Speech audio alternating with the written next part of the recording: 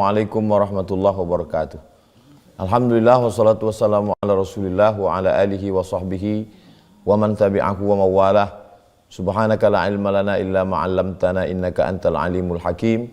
Rabbi syrah li sadri wa yassir li amri wahlul 'uqdatam min lisani yafqahu qawli. Allahumma faqihna fid din wa 'allimna ta'wil warzuqna fahmal mursalin. Allahumma aftah lana futuhal arifin. Bang Alvin Firdaus beserta seluruh tim yang ada di Pontianak, tim yang ada di Riau, Bapak, Ibu, Abang, Kakak, Adik, sahabat hijrah bersama Ustaz Abdul Somad, semuanya insya Allah dimuliakan Allah Subhanahu wa Ta'ala. Amin ya Rabbal Alamin. Pertama kita bahas tentang A'udzubillahi minasyaitonirrajim, fa in tanaza'tum fi syai'in. Kalau kamu bersilang pendapat tentang satu masalah, farudduhu ilallah, kembalikan kepada Allah. Mari kita kembali kepada Al-Quran. Wa ilar rasul, kembalikan kepada Rasulullah. Mari kembali kepada sunnah-sunnah hadis-hadis Nabi Muhammad sallallahu alaihi wasallam. Sekarang kita bahas tentang bagaimana sifat Bani Israel yang ada dalam Al-Quran. Pertama, tipu daya. Itu bisa lihat dalam kisah Nabi Yusuf alaihi salam. Ketika Nabi Yusuf bercerita kepada ayahnya namanya Nabi Ya'qub alaihi salam. Inni ra'aitu ahada asyara kaukaba. Saya bermimpi melihat 11 bintang. Wasyamsa wal qamara. Matahari dan bulan. Ra'aituhum li sajidin. Saya melihat 11 bintang, matahari dan bulan bersujud kepada saya. Lalu apa jawab ayahnya? Nabi Ya'qub berkata, la taqsus ru'yaka ala ikhwatik. Jangan ceritakan mimpimu ini kepada saudaramu, fayakidu laka kaida. Mereka nanti akan membuat tipu daya. Ini sifat Yahudi yang pertama. Sifat Bani Israel yang pertama adalah penipu. Mereka akan melakukan perbuatan tipu daya. Sedang saudara kandungnya sendiri saja dia tipu, apalagi kamu. Jadi kalau hari ini banyak di medsos tertipu, itu memang sudah dari dulu. Saudara kandungnya sendiri ditipu. Penuh dengan tipu muslihat. Makanya mereka dimusuhi di seluruh dunia. Dibantai habis-habisan. Karena mereka adalah orang yang tidak bisa dipercaya. Jangan pernah membuat perjanjian dengan orang Yahudi, Bani Israel. Karena mereka penipu, pembohong. Yang menyatakan itu Quran sendiri. Ayah kandungnya dia tipu. Dia bawa saudara kandungnya Nabi Yusuf, dimasukkan ke dalam sumur, diambil pakaian Nabi Yusuf itu, dilumuri dengan darah. Lalu kemudian waja'u ala qamisihi. Mereka datang menjumpai bapaknya dengan ala qamisihi, dengan qamis. Orang Arab menyebutnya gamis, qamis baju Nabi Yusuf. Bidamin kazib, dengan darah palsu. Adakah orang yang mau menipu bapak kandungnya sendiri, mencampakkan saudara kandung sendiri ke dalam sumur yang tidak ada orang, di gurun pasir, membawa pakaiannya dilumuri darah palsu, untuk menipu ayah kandung sendiri? Saudara yang dibuang itu nabi, ayah kandungnya juga nabi. Apalagi kamu, wahai netizen, sedang bapaknya jadi tipu, saudaranya jadi tipu. Baca surat Yusuf lengkap. Di situ nanti akan terlihat bagaimana tipu muslihat Bani Israel terhadap Nabi Yusuf alaihissalam dan terhadap ayah kandungnya sendiri Nabi Ya'qub alaihi salam. Itu sifat yang pertama. Sifat yang kedua adalah bisa dilihat di awal-awal surat Al-Baqarah. Ketika Nabi Musa alaihi salam membawa Bani Israel dari Mesir. Anjainakum min ali Fir'aun. Kami sudah menyelamatkan kamu dari Fir'aun. Yasumunakum su'al azab. Yang mengazab kamu dengan azab yang sangat menyakitkan. Yuzabbihuna abna'akum. Anak laki-laki dipotong, disembelih hidup-hidup. Wa yastahyuna nisa'akum, yang perempuan dibiarkan hidup, yang laki-laki dipotong. Apa balasan mereka terhadap Allah dan terhadap Nabi Musa alaihissalam yang diutus Allah untuk menyelamatkan mereka? Qalu, Bani Israel berkata, lan nu'mina laka hatta narallaha jahrah. Kami tidak akan percaya kepadamu wahai Musa sampai kami melihat Tuhan itu jahrah, nyata.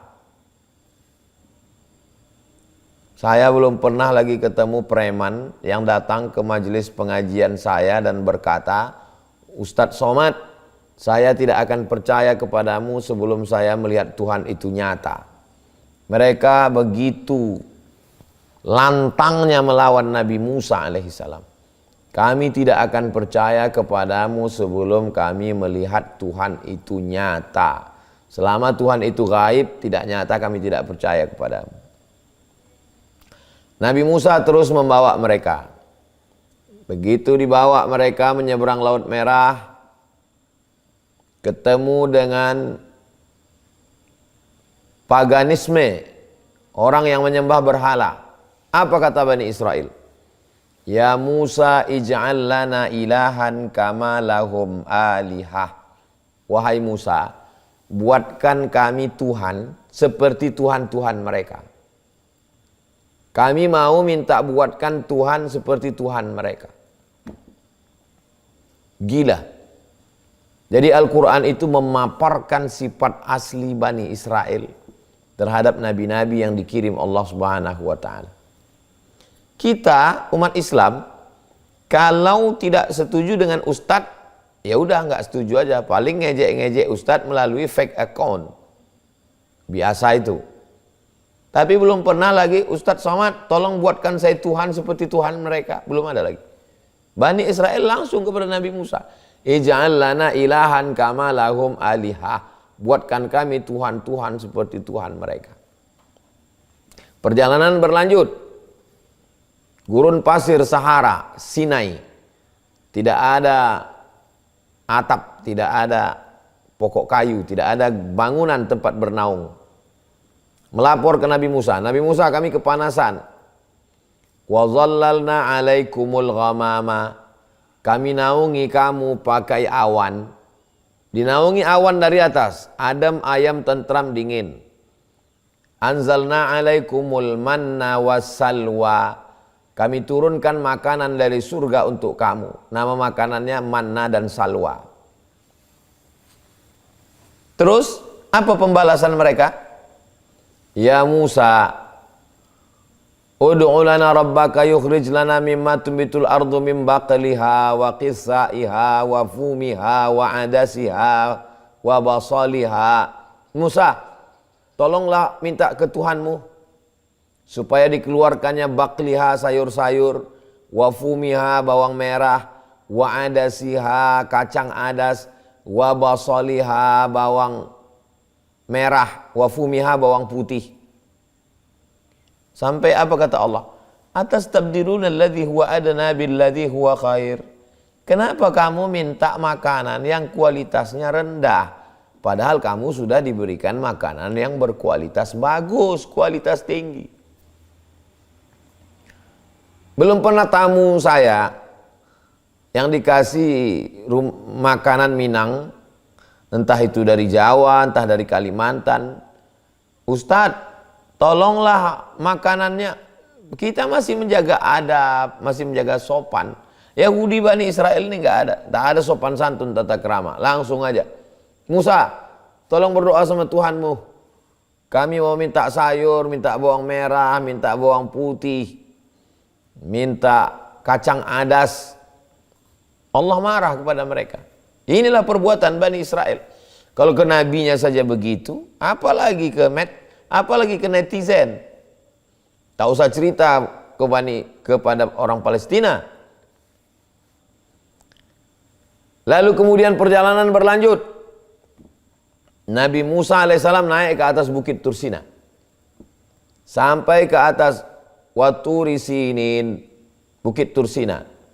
Nabi Musa naik ke atas untuk menerima wahyu. Begitu Nabi Musa turun ke bawah, mereka sudah membuat patung anak lembu, patung Samiri. Nabi Musa menarik jenggot Nabi Harun. Kenapa kamu biarkan Bani Israel ini menyembah patung anak lembu? Apa kata Nabi Harun? Ya bna umma innal qauma stad'afuni wa kadu yaqtulunani. Wahai anak ibuku. Semestinya Nabi Harun cukup berkata wahai saudaraku. Tapi dia bilang wahai anak ibuku. Artinya ibu kita kan satu. Wahai anak ibuku. Innal qauma stad'afuni. Bani Israel ini melemahkan aku. Wa kadu yaqtulunani. Mereka hampir membunuh aku. Nabi Musa mereka lecehkan. Nabi Harun mereka lemahkan dan hampir mereka bunuh. Nabi Harun ini orangnya lembut, baik. Itulah perlakuan mereka kepada Nabi. Nabi Musa meninggal di gurun pasir. Perjalanan ke Palestina dilanjutkan oleh murid Nabi Musa namanya Yusha bin Nun. Yang selalu disebut dengan Joshua. Dalam bahasa Arabnya Yusha bin Nun. Begitulah perbuatan mereka kepada Nabi Musa alaihissalam. Lalu kemudian bagaimana perbuatan mereka kepada Nabi Isa? Pertama tadi Nabi Yusuf dan Yakub. Sekarang Nabi Musa. Sekarang Nabi Isa. Yakub, Yusuf, Musa, sekarang Isa. Yang keempat. Berat ini untuk yang Nabi Isa ini. Mereka menuduh Maryam berzina dengan Joseph tukang kayu. Maka mereka katakan Isa anak zina. Maka datanglah Islam melalui Nabi Muhammad SAW menerima wahyu dari malaikat Jibril dari Allah untuk membersihkan tuduhan-tuduhan ini. Maka turunlah 2 surat di antara 114 surat. 1 surat atas nama ibu Nabi Isa, namanya surat Maryam. 1 surat namanya surat Ali Imran. Imran punya istri namanya Hannah. Hannah punya anak namanya Maryam. Maryam punya anak namanya Isa. 2 surat ini untuk membersihkan tuduhan Bani Israel terhadap Maryam dan Isa. Makana abuki mura'a sawin. Baca surat Ali Imran dan surat Maryam. Makana abuki mura'a sawin. Bapakmu bukan penjahat. Wa makanan ummuki baghiya. Ibumu bukan wanita tuna susila. Mereka menuduh Maryam berzina dengan Joseph tukang kayu. Kenapa kau bisa hamil tanpa suami? Padahal bapakmu bukan orang jahat, ibumu bukan pezina. Nabi Isa yang baru saja lahir, maka Maryam diam. Maryam hanya menunjuk anaknya. Fa asyarat ilaih, dia menunjuk anaknya. Capek kan ngomong orang dungu kalau diladeni, capek kita ngomong. Maka Maryam hanya menunjuk anaknya. Oh, Bani Israel semakin menjadi-jadi, semakin menggila. Kaifa nukallimu man kana fil mahdi sabiyya. Bagaimana kami mau bicara dengan anak bayi? Makanya Islam mengangkat derajat. Maryam diangkat derajatnya. Isa diangkat derajatnya. Batas kemanusiaan. Dia bukan wanita jahat. Dia bukan wanita tunasusila. Dia wanita yang suci, bersih. Isa juga bukan anak zina. Dia adalah salah satu dari Rasul utusan Allah Subhanahu wa taala. Puncaknya Bani Israel ini berkolaborasi dengan penjajah.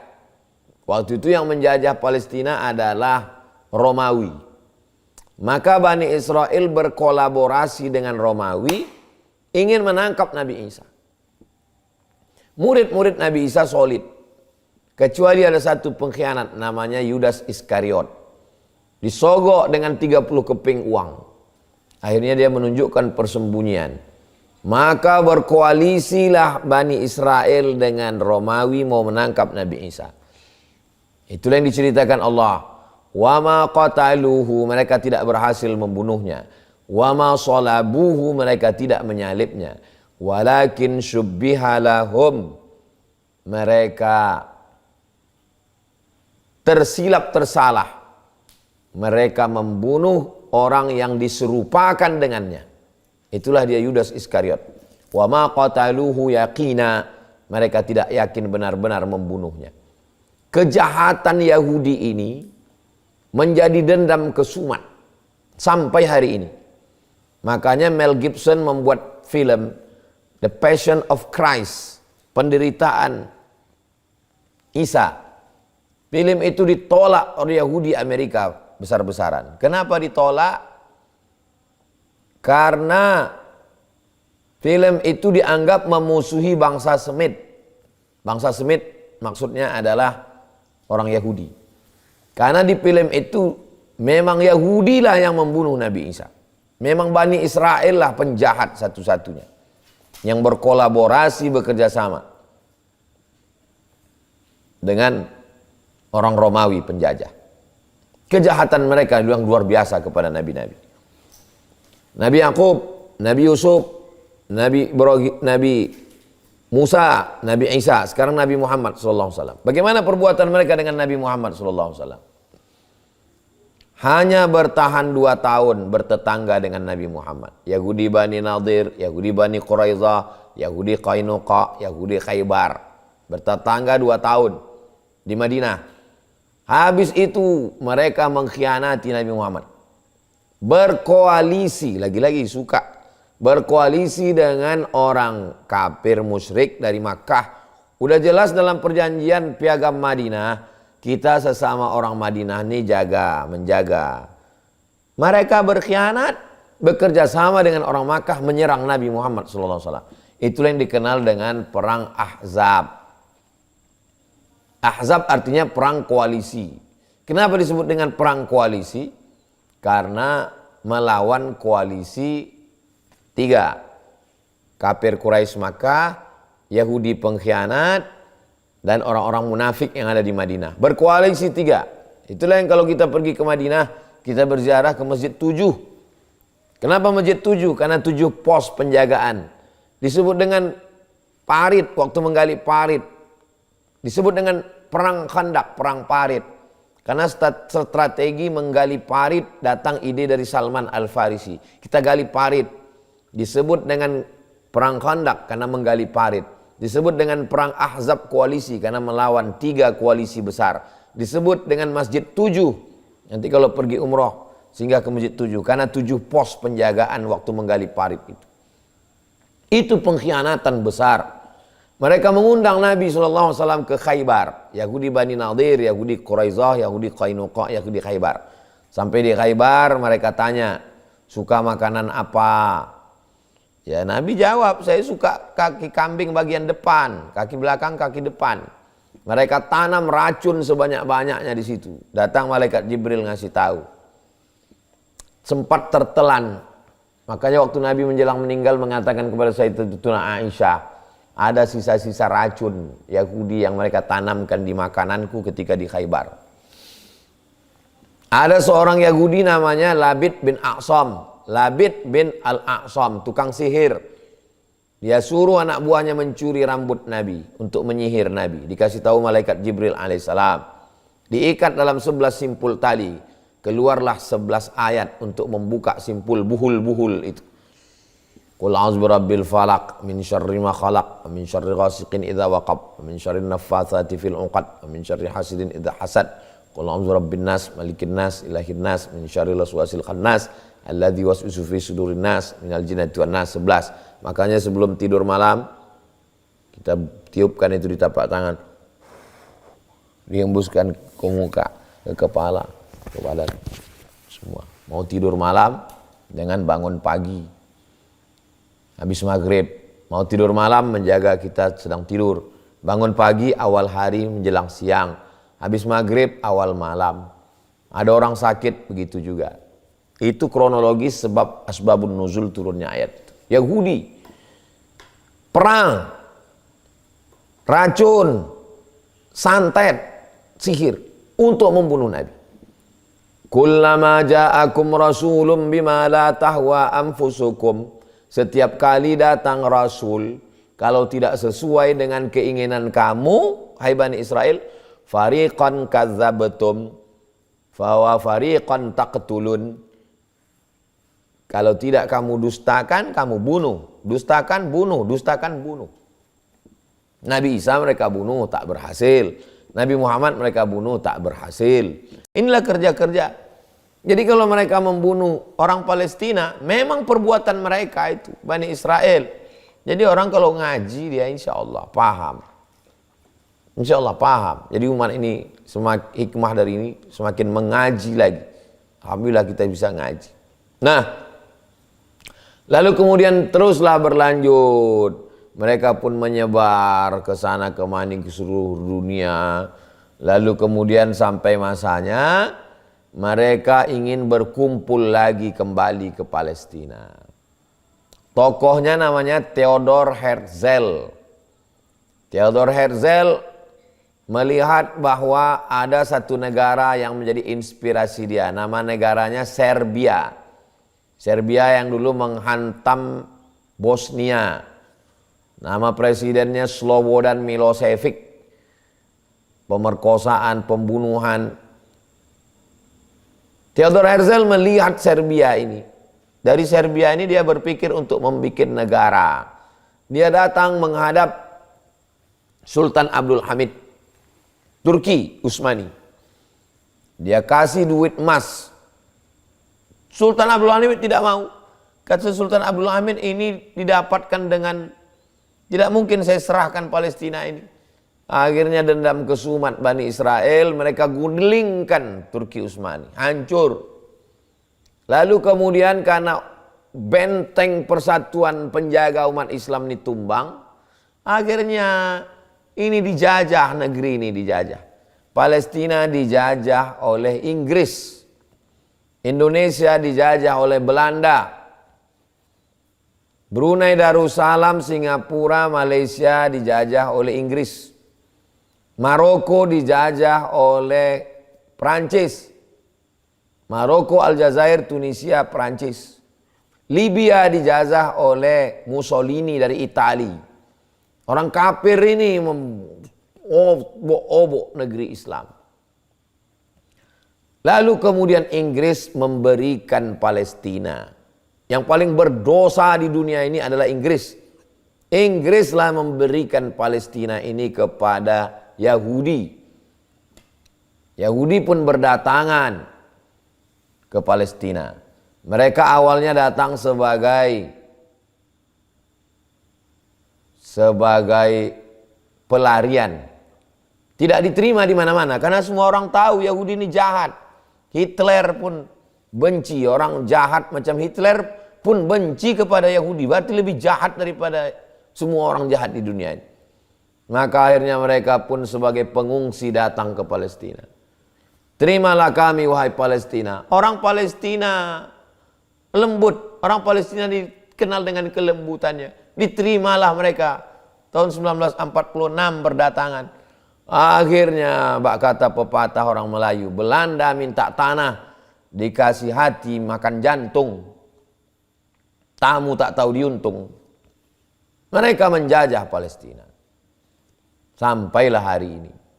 Dikit akhirnya dibantu oleh Barat. Dibantu oleh Inggris. Dibantu oleh... Makanya hari ini Prancis, Inggris, Amerika, itu semua al-kufru millatun wahidah. Orang kafir bersatu dia terhadap umat Islam. Umat Islam ini mesti sadar, mesti tahu diri. Mesti mengerti, mesti paham. Dan kita sebagai seorang muslim jangan takut. Apa yang kita takutkan? Kita pun akan mati juga menghadap Allah Subhanahu wa ta'ala. Lalu kemudian apa cita-cita tertinggi mereka? Kenapa mereka mau mengambil ini? Mereka membuat satu yang disebut dengan Zionis. Diambil dari kata Sion. Simbol nama bukit yang mereka sucikan, Bukit Sion. Zionis. Tujuan terbesarnya bisa dilihat dari bentuk benderanya. Benderanya itu paling atas biru, di bawah biru. Di setengahnya ada bintang segi 6. Biru di atas itu sungai Nil. Biru di bawah itu sungai Efrat. Dia mau membuat the Great Israelian, negeri Israel terbesar di dunia dalam sejarah, yang diapit oleh dua sungai, sungai Nil dan sungai Efrat. Nanti kalau dia berkuasa, maka selain daripada Israel hanya sebagai keledai tunggangan. Jadi buzzer-buzzer Israel yang sekarang berserak di medsos itu keledai tunggangan semua. Kalian tidak akan diakui sebagai orang Israel. Karena Israel hanya mengakui yang berdarah Israel. Dan dia melalui nasab ibu. Kalau ada seorang Israel laki-laki menikah dengan perempuan yang bukan Israel, tidak diakui. Agama Islam menerima siapapun. Silakan masuk Islam. Yahudi tidak. Kita tidak bisa diakui. Kalaupun ada, itu hanya sebagai boneka Yahudi. Hati-hati kalian boneka-boneka Yahudi. Yahudi pesek. Kalian hanya tunggangan keledai Israel. Lalu kemudian apa yang mereka lakukan sekarang? Mereka melakukan 5 hal supaya terwujud ini. Yang pertama, seluruh Yahudi di dunia mesti kembali ke Israel. Maka sekarang sudah berkumpul 5 juta orang Yahudi telah kembali ke Israel, yang disebut dengan negara Zionis Israel. Yang kedua, mereka mesti menghantam Babel, karena Babel dianggap adalah raja yang paling menganiaya mereka. Maka untuk mewujudkan cita-cita tertinggi, turunnya Malek Mesyah. Malek artinya raja, Mesyah juru selamat. Mereka sedang menantikan turunnya raja juru selamat. Syarat raja itu turun, yang pertama, kumpul rame-rame. Yang kedua, bantai Babel. Babel itu adalah Babilonia. Babilonia itu Irak. Maka siapapun presiden Amerika pasti menghantam Irak. George Bush menghantam Irak. Anaknya menghantam Irak. Sampai Irak itu babak belur. Karena itu salah satu syarat supaya turunnya Malek Mesyah. Yang ketiga, hancurkan Masjidil Aqsa. Setelah Masjidil Aqsa hancur, naikkan Temple of King Solomon ke atas. Makanya keliling Masjidil Aqsa itu sudah digali terowongan-terowongan, tinggal runtuhnya aja lagi. Supaya kalau Masjidil Aqsa runtuh, hancur, naikkan Temple of King Solomon ke atas untuk mengundang turunnya Malek Mesyah, raja sang juru selamat yang mereka nanti-nantikan. Yang pertama, semua Yahudi kembali ke Israel. Yang kedua, bantai Babel, Babilonia. Yang ketiga, hancurkan Masjidil Aqsa, naikkan Temple of King Solomon. Yang keempat, mereka nanam banyak-banyak pohon gharqad. Itu yang disebutkan dalam hadis Nabi SAW. Semua nanti akan bersama dengan umat Islam. Kecuali satu, kata Nabi, syajaratul gharqad. Mereka akan berlindung di bawah pohon gharqad. Allahu Akbar. Pohon gharqad itulah yang paling banyak mereka tanam sekarang. Saya ketika sampai di Rafah tahun 1999, kota Rafah itu dibagi dua. Sebelah diambil Israel, sebelah di Mesir. Kami berdiri di perbatasan. Itulah pohon gharqad, hutan gharqad yang mereka tanam. Yang kelima, terwujudlah negara, big state, negara besar. Setelah terwujud yang 5 ini, maka turunlah Malek Mesyah. Apakah mereka percaya kepada Malek Mesyah itu? Rahasia dibongkar oleh Roger Jaroudi, seorang orientalis. Ternyata Israel membangun negara berdasarkan mitos. Mereka sendiri adalah orang sekuler. Membuat negara sekuler. Mereka hanya untuk membangkitkan semangat rakyatnya dengan mitos-mitos yang berbau agama. Mereka sendiri sebetulnya sekuler. Benyamin Netanyahu itu sebetulnya tidak percaya dengan itu semua. Makanya anaknya, kalau memang dia percaya tentang perang itu nanti masuk surga, kenapa anaknya dibiarkannya di Amerika? Rakyat dia pun marah semua. Mereka adalah orang-orang sekuler. Bahkan sebagiannya ateis, tidak percaya pada Tuhan. Tapi mereka pandai. Mereka berlindung di balik slogan-slogan sehingga mereka menarik simpati masyarakat Yahudi, menarik simpati masyarakat. Yang paling dungu, bodoh, tolol adalah orang-orang Indonesia yang terikut-ikut. Apa hubungan kita orang Indonesia dengan Palestina? Ketika para pejuang berkeliling untuk meminta pengakuan internasional, maka Haji Agus Salim, Allahumma firlahu warhamhu, datang ke Palestina menemui mufti Palestina, Syekh Amin Al-Husaini. Syekh Amin Al-Husaini mufti pertama yang mengakui kemerdekaan Republik Indonesia. Syekh Amin Al-Husaini bergerilya keliling negara Arab untuk menggalang persatuan, mengakui kemerdekaan Republik Indonesia. Sekarang apa yang kita balaskan? Apa yang kita lakukan terhadap Palestina? Kalau ada di antara orang Indonesia yang mendukung Israel, kalian pengkhianat Indonesia. Karena Indonesia ini merdeka salah satunya adalah berkat pengakuan Palestina, doa orang Palestina. Andai Anda bukan seorang Muslim, Anda adalah seorang Indonesia. Andai bukan orang Islam, andai bukan orang Indonesia, cukup menjadi manusia. Tak usah jadi orang Indonesia, tak usah jadi orang Islam. Cukup jadi manusia saja untuk memahami masalah Palestina. Apa yang bisa kita lakukan sekarang? Yang bisa kita lakukan sekarang adalah jaga akidah, jaga persatuan. Tidak lama lagi musim dingin.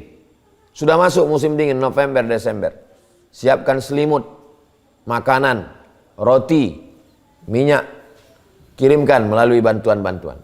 Kami di Pekanbaru insya Allah hari Jumat malam Sabtu. Mohon doa jamaah supaya tidak hujan. Andai hujan pun kita gas terus. Mereka di sana hujan peluru, masa kita hujan air takut. Hari Jumat malam Sabtu di halaman Masjid Agung An-Nur, Masjid Raya An-Nur Pekanbaru. Berkumpul kita beramai-ramai untuk mendoakan, mengumpulkan uang kita kirim melalui lembaga resmi negara Indonesia punya, Basnas, Badan Amil Zakat Nasional, kita kirimkan ke Palestina untuk menolong saudara kita.